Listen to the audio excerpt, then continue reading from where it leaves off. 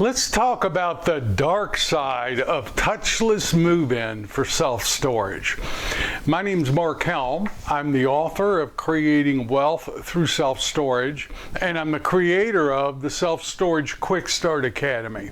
And what I do is I support the small investor who wants to get in the self-storage business or who wants to grow their self-storage business, strategically do so in a way that creates true wealth and a fulfilling career. And today I want to talk about one of the problems with touchless move-in that we haven't talked much about. So thank goodness I figured out how to make money in self-storage business and the real estate business. You know, I know that if I lost everything I had and you dropped me in a new place where I knew no one, it would just be a matter of time before I'd be back on my feet and prospering again. You know, that's who I am for myself. And it wouldn't cross my mind, I don't think, to do anything illegal to get back on my feet.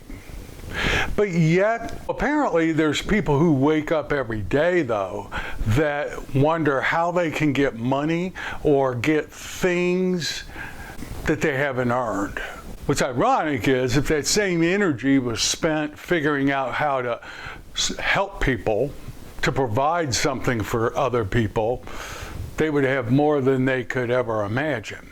But that's not what today's episode is about. Apparently there are people who use their time, energy, and resources to make illegal gains. Now, if you woke up every day and this is how you thought, and then you heard touchless move-in, apparently a light bulb would go off in your head. So we've had one instance of this, and I know some owners that have had a lot worse than we've had. So what am I talking about?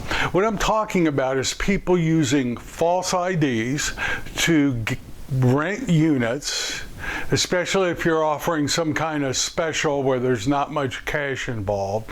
They do it online or at a kiosk using a false ID, gain access to a facility, and then break in the units there. Now, I don't have any statistics on how often this happens or what percentage happens, but it happens often enough that you should probably know about it. Now, we're not stopping using online move-ins and we're not stopping using kiosks for move-ins, but we are addressing the issue. It's clear that our industry and other industries as well are moving towards more touchless online tech solutions for transacting business. So you can't go backwards. Even if you've had a problem, you can't go backwards. As an industry and as an owner, we've got to address this issue. Now, I just read an article on one way that you can address it with an ID verification system that you can add to your point of sale software. There'll be a link for it in the article, or if you're watching this on YouTube below. And I know that some of the website providers have solutions that you can use, like what banks use to verify you're that same person that's showing the ID. And there are ways to do it, but we've got to address it as an industry. Now, one thing we're doing now till we get an ID verification system in place is every morning one of the manager's tasks is on his daily list of tasks. One of the very first things the manager does is reach out and contact anyone who has moved in online or at the kiosk between yesterday's close and today's opening. And what we do is we reach out to those people, verify that the number works, try to verify that that's that person. We also mail a handwritten thank you card out to make sure that the address that was put on the lease works and the card doesn't bounce. And if we suspect now anything suspicious, that person's code no longer works to get them in the facility, or maybe even overlock their unit till they come by the office, or at least check in with that manager.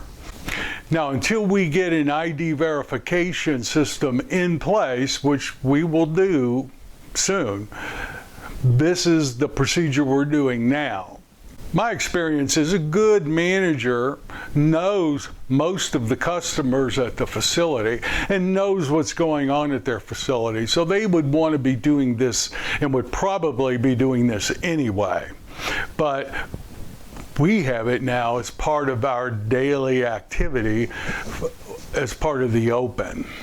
Now, I'm sure as an industry, we're going to address this quickly, and I'm sure that very soon there'll be multiple options for you to select from, and you can pick the best one that will integrate with the software and the system you have in place. But until then, my suggestion is be aware of this and put something in place to attempt to verify that who in fact moved in online is that person. So I will share with you as we develop this and learn more about it. But given this is what's going on today and touchless move-in is such a big thing, and I've made a big deal of it in many of the previous episodes, I thought I would share that this is where we are with this issue at the moment. In a month, we'll be at a very different place, I imagine. We'll have our ID verification in place, and I'll share with you what it was. So if you have any ideas or any experience on this, please leave a comment below. Thank you very much, and I look forward to being with you again next week. And my name's Mark Helm. I'm the author of Creating Wealth Through Self-Storage, and I'll see you then.